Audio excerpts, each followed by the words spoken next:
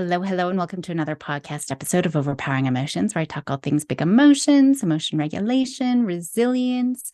I have a fantastic guest with us today. We are going to be talking about lots of different things, but looking at learning responsible behaviors and the importance of emotions. It's Joanne Williams. She is a licensed social worker who's been in the mental health field for over 30 years, transforming clients' lives with inspired, simplified, energetic techniques. She guides her clients straight to their goals with her own next generation methods designed around the alignment formula. And it always works because it's based on universal principles that are guaranteed to work, whether in business, relationships, or in life, or rerouting old thought habits from your emotional brain wired to protect you. Her specialties are anxiety and trauma, which is why she's on the show today, and certifying for psychiatric service dogs. She loves to empower people to live their purpose and is so grateful to be on the show. So I look forward to sharing our wonderful conversation with you. Enjoy. So thank you, Joanne, for joining me on the show today. It's lovely having you.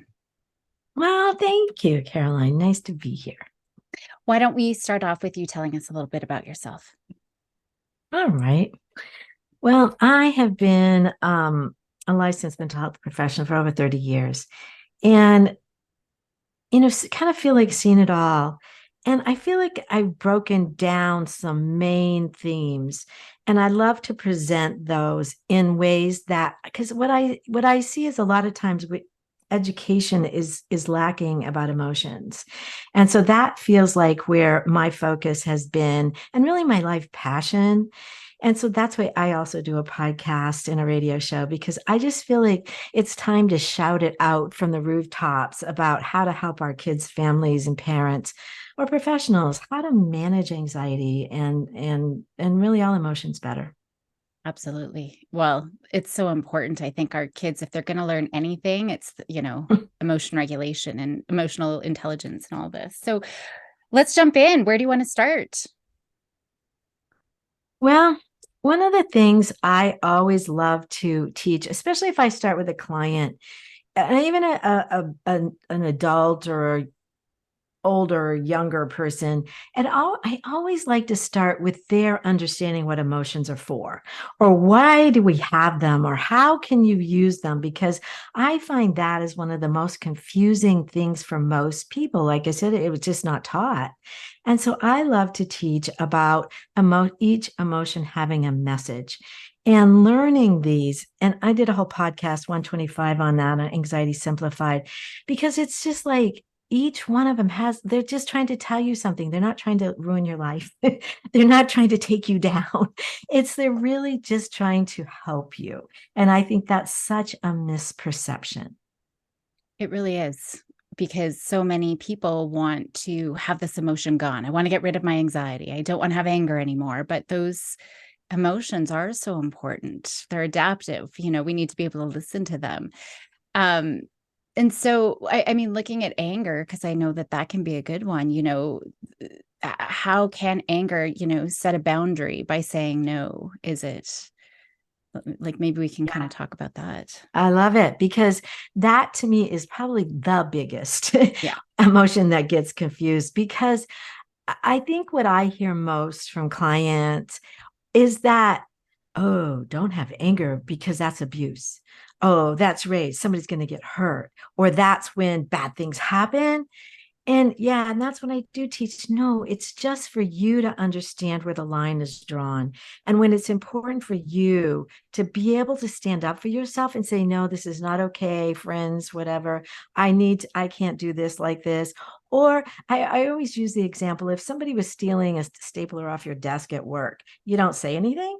They will continue to do the behaviors until you kindly, even, I call it assertively, say, please don't take my stapler off my desk again, or I'll have to go. And I like the or, what the consequence is, or I'll have to go to the supervisor.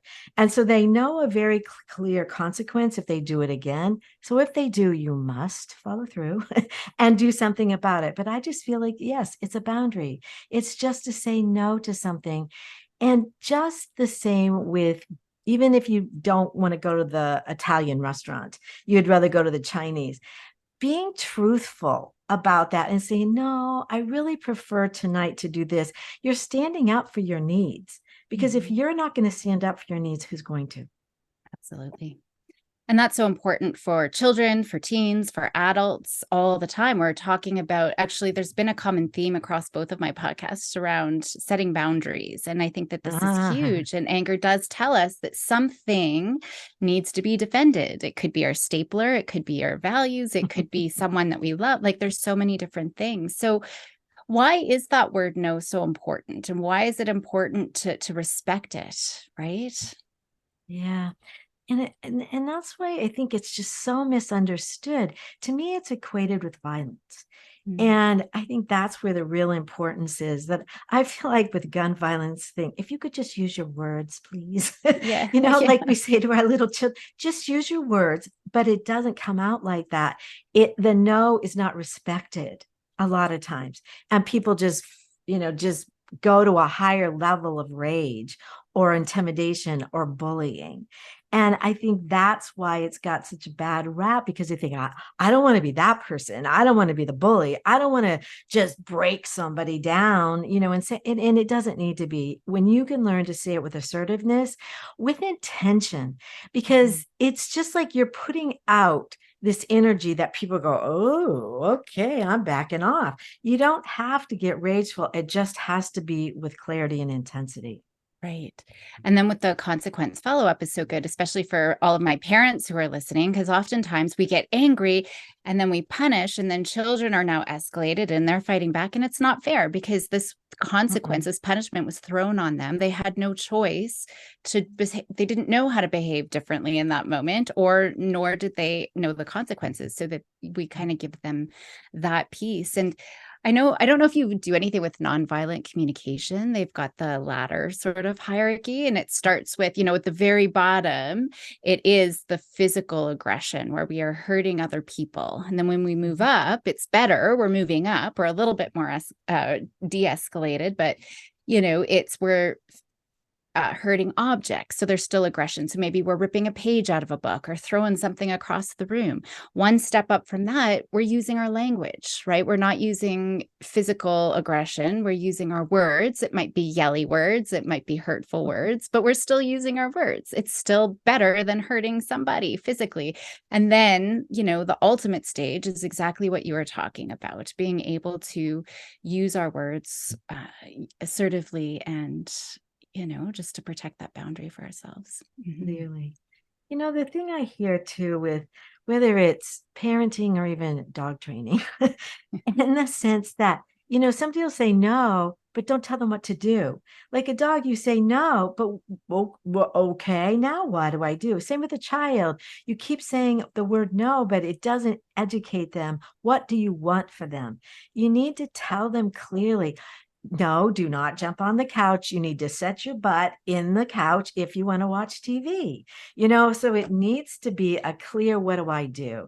And I do certification for people who want to have a psychiatric service dog. So a lot of times I'm talking about training, and it's like, it's the same thing. If you don't understand the rules kind of behavioral training of whatever kind, it's impossible. And then people get mad at the dog because they don't cooperate, or mad at the child because they don't cooperate, but you're not telling them what it is you want. I just find kids want to please. Same with an animal. They just want to please you so badly, but they just get angry or they get confused. And it's like, I don't know what to do. And it kind of shuts them down. And it makes me sad It to does. see that. Yeah, because they want to do good, and they are good when they can be good. And if something else is going on and they're not following through, it's because something else is going on, and to make it hard for them. So once we know, our emotions are adaptive, they're telling us a signal, we need to listen to that to understand what's the next piece. then we have to use them and Yeah. put them into our life and build skills and how to do that, because we have a subconscious process going on all the time that we've done something over and over and over and over and over again as a pattern. And so we have to repattern things. So we have to kind of go back and look at, again, what would be a better response. And that takes some practice. It's because you can't do it in the, on the fly or in the moment, like, oh, this is happening. Oh yeah. You have to practice it usually outside of that. And so to me, it's about practicing noticing your thoughts first that are creating that emotion. And that's the same way that I just kind of talked about. If you're not aware and noticing, again, your intention for the child or the dog, you're not clear at all. But if you're clear with the thought, I really want you to get this, and I got to say it in a way that you can understand it, it helps you and them to get on the same page with it. So going back and saying, okay, we're going to redo this until we both feel good about it and create a bit win-win, that you can feel good and I can feel good, but it's practice. Right. Yeah. And what would you do? Like, how would you build that skill? Is it mindfulness training? How would one, just get in tap with repatterning? Well, one of the things that I have, as I call a freebie, that you can share with your guests, I call it 3 secrets that move you out of that fear or that stuck place, so that you really can understand this and practice it over and over again. But to me, it all starts with awareness. You've got to start being aware of what you are thinking in that moment that's getting you into that emotion, and look for what you really want that to happen in that moment, and that will guide you. And this 3 steps really guide you on how to get to some of those things that you truly want to be doing in your life, because a lot of the other things are just so we've done them so many times, you just don't think about them anymore. So the awareness makes you kind of come back to think about it. And then once you know what that feel, the thought will change the feeling. So once you have a thought that creates more calm, if I want more calm in this conversation, what is the thought and the way I would do that? So I would have to maybe breathe for a moment and get myself so I can feel a little calmer. And then, all right, what do I want? I want to have a really good conversation with you. So what's the thought is, you might even start it with forgive me. I don't even know what I'm doing right now with this, but I want to have a good conversation with you. And maybe if you're talking to a professional or even a child, can you help me right now? How can we have a really good conversation about changing how to clean your room, how to keep this going, productivity on your team? It's like having this shared conversation about it. And then you kind of have to promise you will take these steps together, or each of you will go to your team, and we promise we will do this and continue to practice this until you get the results you want. And if you don't, then you got to start back at the top, look at that thought that's not going where you wanted to, and change it. But like I said, I just feel like you got to also expect it to work. You can't be Right. thinking, oh, this is stupid. How am I ever going to get them to do what I want? Well, that's probably not the right attitude. So you Yeah. really have to look at all the dimensions of what you're doing and Right. how you're doing it. Do you have an example that you could provide just to kind of make that a little bit more applicable for I'd or love to. or concrete for people listening? Yeah. Sure. What realm would you like to take this in? Is it more parent? Would you like it professional? Would you like it with a client? Yeah, let's do parents. Parents. Yeah, I Parents. think that Okay. that would be good. That would be helpful Okay. and applicable to so many people for sure. Okay. So for a parent, let's pick a behavior that is not doing, how about getting your homework done? That seems like always a hard one. That sounds great. So, all right. So it's not working. Whatever you've been doing has not been working to get your child to get there. And I would assume too, you want them to be um, having the initiative. You want them to be doing this, maybe not you harping on them. How are you doing your homework? So if that's the case, then the parent needs to decide in this moment, what is the best for me and them? So if it's going to be like, let's make a deal. And maybe something like that. So you say to your child, I really would like for you to be able to get your homework done before you watch TV or before you go outside to play. They have to agree. And so there has to be kind of an agreement. And that's where the thought starts. When you both agree, we are going to agree that you're going to get your homework done, or if you need help, you're going to ask me. But there's where it starts with the thought. We agree that you're going to get your homework done. And and the consequences kind of weaved into this, which is always to me important. So that if they haven't got it done, they don't go outside or they don't watch TV. And so they agree. And to me, if you can get them to agree, that's the half of the battle. And then think about the emotion of the harping that had happened before. You're just like, I'm so tired. I just want them to get it done. So I hear frustration as the emotion. So the thought that is creating it is, I don't want to deal with this. And so you're going to have to change that thought. And something like, we're going to work together and we're going to figure this out to get that calmer. Oh my gosh, this is great. Thank you so much for getting this done without me harping on you. And you may even add an added benefit into it. Like, if you can do this for 3 to 5 days, oh my gosh, let's go to the movies and see whatever you want, or get that new game, or, something like that. But it needs to be reinforced, and I'm always reinforcing when they're doing it right instead of when they're doing it wrong, and keep practicing this action. Which is so important, because we got to teach their brain. And so they're creating new patterns in their own brain that this behavior actually is worth my while, even if it's boring and I'd rather be doing something else. So that reinforcement is definitely so critical. So I'm glad that you were able to highlight that. And the opposite, though, is true. Also, I'm going to say the harping on them to get it done might get their attention. Right. So we have to be so careful as parents that negative attention might be worth it, because if they feel ignored, if they don't feel listened to, that's okay. I'm getting their attention, and maybe she'll bring me cookies, so I do it.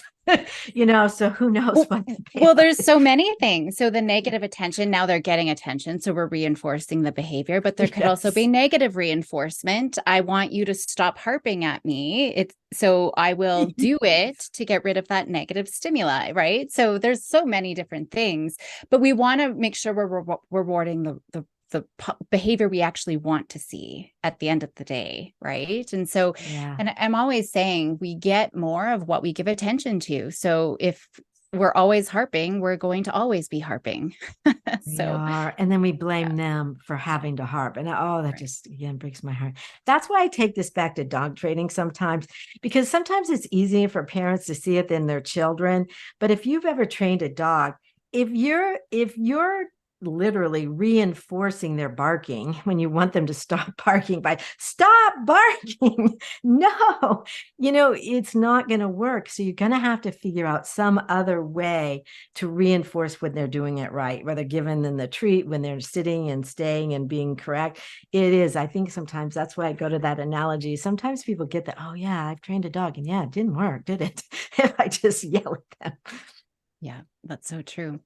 Well, I know there was other things, that we were going to talk about today. So comparison, responsible behaviors. I don't know. What do you think would be most helpful if we were to kind of switch gears here a little bit? Well, I really do want to get to responsible behavior, because and the mental health crisis. I think that would be the other thing, because to me, this is not getting better. It is getting worse. But so I definitely want to speak to that. But teaching responsible behavior, I feel like, is to me the goal of parenting. And I'm sure for teachers as well, because what do we want in our society, our families? Do we want irresponsible children doing things because they just want to? It's not about helping the family. It's not about looking at society at large, their effect on them. And I started this with my children, who are now in their 40s, when I had two children under 4 years old, and I was pulling my hair out. I was in my 20s, and I was just like, oh my gosh, I don't know what to do. And my sister-in-law, who was a teacher, gave me this book. It was called Children the Challenge by Rudolph Dreikurs, and I can't find the book anymore. I mean, it's old. But that's what it was teaching, that if you, that is your main goal. And even going back to the homework scenario we were talking about, that's what we're teaching the child to be responsible for doing their own homework or getting to school on time or getting to work on time. That's the goal to me, instead of just teaching productivity, getting it done and hurrying up, and who cares about the quality of it. Is this going to make you proud of yourself? Is that going to make your family happy that you're succeeding at moving ahead in life in a responsible way towards your values? And really, to me, it's just the crux of, I think, all the things going wrong in our society, is that people are not able to critically think or look at how their behavior affects other people. And if you're not looking at that, I think that's where we're going wrong, and just giving children things or neglecting them. Either one of those realms, either spectrum is not going to be teaching responsible behavior. So I feel really strongly about that one. Yeah, absolutely. Actually, this is perfect timing because we're just going to be wrapping up the past couple of weeks, critical thinking, right? And sort of building those skills. So good. It's so important, because how are we supposed to problem solve at work or problem solve anywhere if you're not able to see pros and cons or other ways, or even think out of the box with innovation? I think that, to me, is one of our benefits in living in the US, is that we usually cherish innovation. And if you're constrained because you're afraid somebody's going to yell at you, it's not going to help you being or able to critically think. So that will shut you down in that sense, because I'm afraid I'm doing something wrong, I'm bad, and so we don't want to ever teach that. right. So what would some of these responsible behaviors be, and what are some steps that parents can do to help their kiddos develop them? I think we've named some of them. One of them Yeah. absolutely would be catching them doing something right and Right. reinforcing it, because you're showing them what you want, Right. that this is important for our family. Look how you're looking out for your little sister. Look how you're caring about the whole family by saying something about something that's happening in the family, or that I just really want tacos tonight. You're showing that you're putting some input into what your needs and wants are. And I think that's a wonderful skill, even for parents, to have kids be responsible for a meal. Maybe not cooking the whole thing, but talking about, as a family, what can you do to add to the family's whatever vacation or the meals? And even if it's just telling them what they want, maybe it is going to grocery store and adding to the cart only the good, healthy things that would add to the whole health of the family. But I think that it's just really pointing things out and saying, what a good job. I appreciate you so much. Thank you for, really being you and showing up for all of us as you. Right. Something like that. And I know, I mean, generally, I think people know they're supposed to do like 3 to 1, three corrective or sorry, 3 positive pieces of feedback for 1 corrective feedback, but it's actually 15 to 1. I don't think that adults, that's what the new research. Yeah. So it kind of went up to 5 and then 9, but ultimately we're really seeing 15 to 1 because our brain always goes to the negative, right? If you've written a test and you get 98%, we're flipping right to the question that we got wrong that pulled our grade down from perfect. And so our brain is always picking up and making those associations, right? Which is helpful for learning. However, at what cost? And Wow. so a lot of children these days, and I think, there is a mental health crisis, especially among our parents as well. They are also Yes. stressed. And so it's Yes. hard to see the good. It's so easy to see all the things that are going wrong throughout our day. And so if we're always, and even if we're nice about it, oh, Susie, go, Yes. where do your shoes go? Oh, go hang up your jacket, kiddo. Where do you got to put your dishes into the dishwasher? Ba, ba, ba, ba, ba. We're just nag, and kids are feeling like they can't do anything, even though there's probably a million little moments of great things that they're doing. And so I think that just kind of full loop brings us back to being aware of our own stress and what's going on for us, being intentional of how we want to interact, but really being mindful of that 15 to 1. It's hard. I don't think I've ever been able to do that. It's really, I don't really know hard, either. but I see it sort of as an aspirational goal, but truly that's what it takes for kids to actually hear those positives. Yeah. And this is going to go fit right back into social media.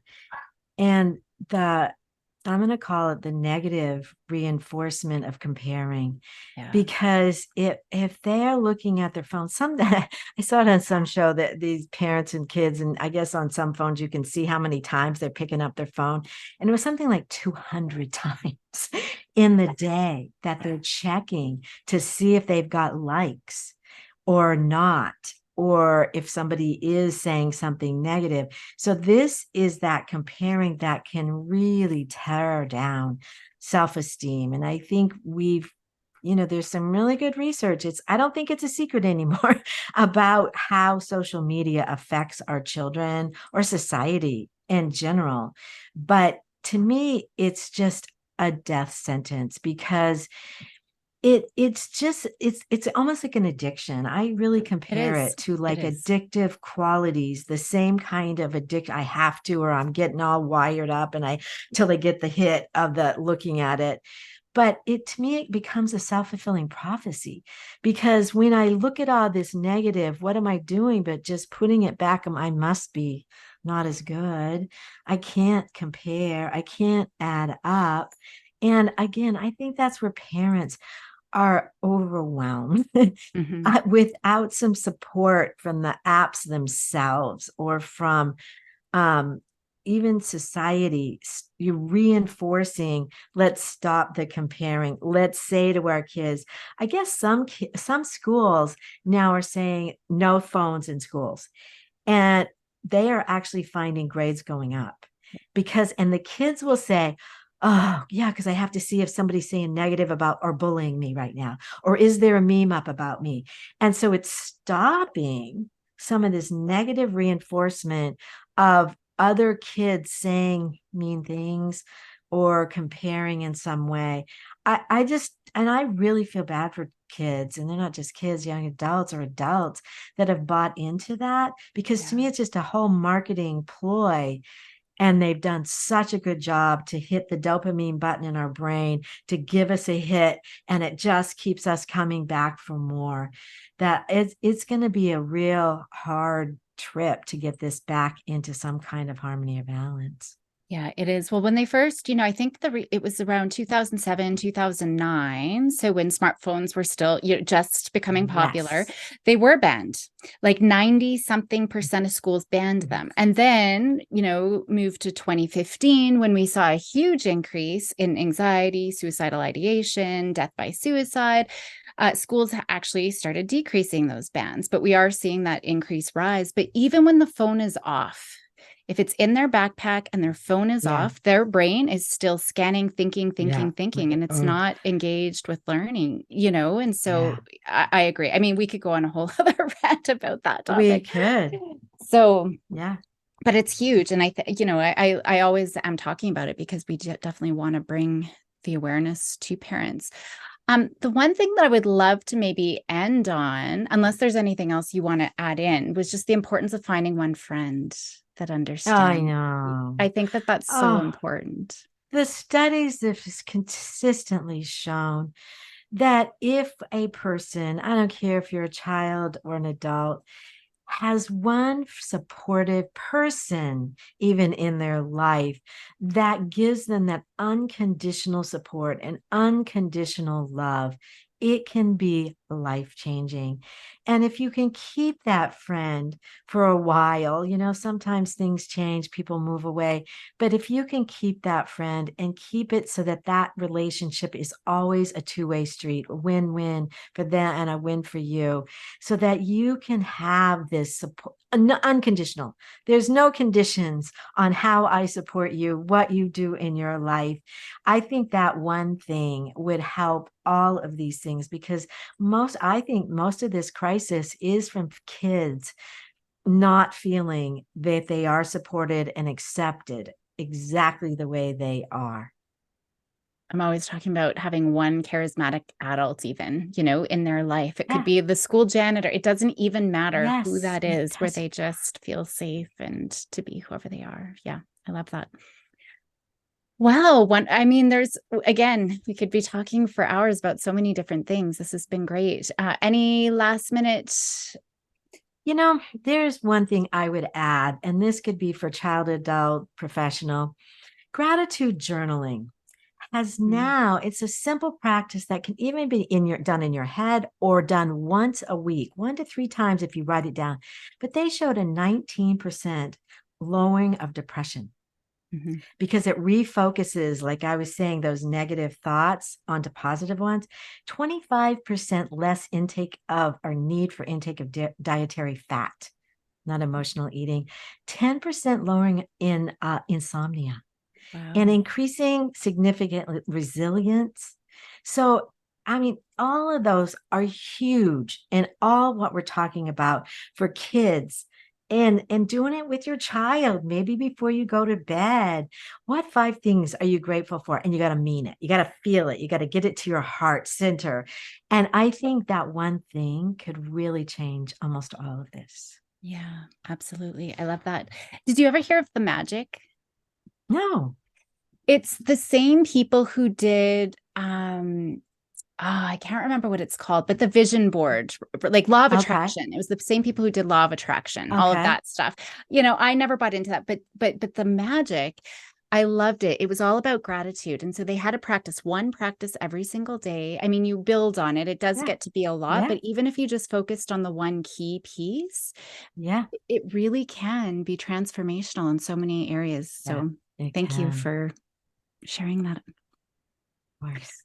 Well, wonderful. Thank you so much for coming on the show. I think I could probably have you again in the future. We can continue this. Lots of different things to talk about. So yes, where can our listeners, I'll put it all in the show notes, but just for those listening right now, where can everyone find you? Yes, because there is that refocusing on what it is you want more of. There is a little freebie there that really can help you focus on what you want. But you can find me. I actually have 2 websites, but one, if anybody is interested in getting emotional support or a psychiatric service dog that they can take with them to fly or go into more places to feel calmer and with less anxiety, that website is ESAPROS.com. And there's a whole thing about whether you can pre-qualify in those, but I just find animals can be really helpful, especially with people that have entrenched emotional issues, depression, deep panic, PTSD, or autism. It can really, really be life-changing. So that's one way. And I have also anxietysimplified.com, which is my podcast, and Anxiety Simplified podcast on YouTube also, and I have a radio show. So all of that will be also in the show notes, or you can be found on anxietysimplified.com. Wonderful. Well, thank you so much. It was great having you. Thank you very much.